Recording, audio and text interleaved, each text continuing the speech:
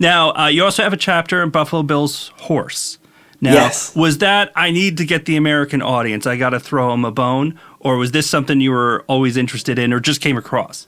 I think that one stemmed from finding out about, not actually the American side of it, but about Queen Victoria meeting Buffalo Bill's horse. I wanted to find out more about that situation. And I heard about Buffalo Bill and knew about, sort of generally about his whole thing, but I didn't know a lot about his Wild West show and what a huge thing it was. And I didn't know that he'd brought it to the UK and had performed for Queen Victoria. I think I saw this image of Queen Victoria meeting the horse and Buffalo Bill.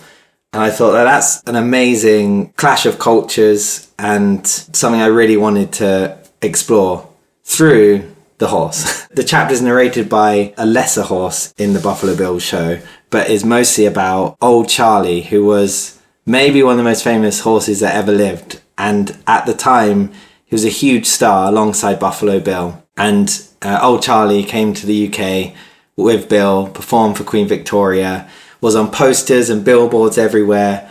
And it was sort of like a celebrity fever spread around America and the UK. And when it came to the UK, this fever reached Buckingham Palace and Queen Victoria demanded a private performance of the show, which is what the chapter centres around, this performance for the Queen. I think that was actually my favourite one to research because it wasn't so long ago that there weren't many facts to get hold of. And I got to read newspaper reviews from the show in London, got to see the billboards and the signs. So I felt like I could really immerse myself in that world. And it was fun to be a horse for a little bit.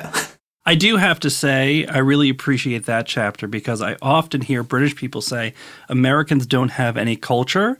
And I think your chapter puts that to bed. British people can't say it anymore because your queen loved one of our horses. It's done. She did, and it was a significant moment because that was the moment that Queen Victoria, the first monarch, officially acknowledged the sovereignty of the USA as a separate entity to the UK. So all the bad blood had sort of gone away, and here was a monarch being like, yeah, you guys are pretty good. And she really loved the show, and she loved Buffalo Bill. That was the stamp of approval from the old rulers. What's amazing about that show, I think a lot of Americans, they know Buffalo Bill. They may not be able to tell you much more about him, but that show was just one of the biggest shows ever. It made money wherever it went. You had Buffalo Bill and, as you talk about this, American Indians who were fighting Americans all over the place, but then they're in a show together and they're going all over the place. It received, like you said, rave reviews everywhere.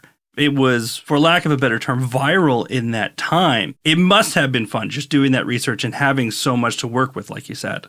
Yeah, it was definitely the most research intensive, but research fun chapter just to explore that. And it was, like you said, I had to get my head around stuff like, the Native Americans are in the show. It's the same people that Buffalo Bill fought in battles, who then he employed, brought them on tour with him. A very bizarre chapter in history, but a super interesting one.